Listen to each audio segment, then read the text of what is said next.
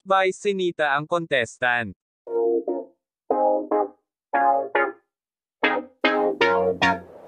Hindi pinalampas ni Vice ganda ang contestant ng Ram panalo nang mag-shoutout ito sa noontime show ng ABS-CBN.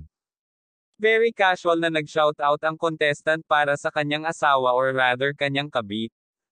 Ani ng contestant, shoutout sa asawa ko, ay sa kabit ko, sorry, wika ng contestant.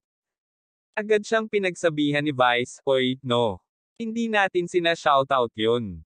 That's very wrong. Okay. Hindi pinagmamalakihan ate, pagbabawal ng TV host.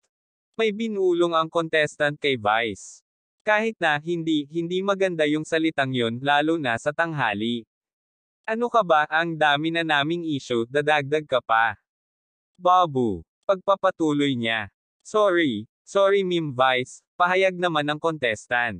Yes. We don't normalize and romanticize that, wika pa ng unkabogable phenomenal superstar. Sadyang nag-iingat lang ang host sa mga binibitawang salita sa programa dahil magmula nun sa insidenteng cake at napatawag siya ng MTRCB ay nag-iingat na rin sila. Na-trauma nga raw siya sa cake kaya hindi na raw siya kumakain nito kundi pancake na lang.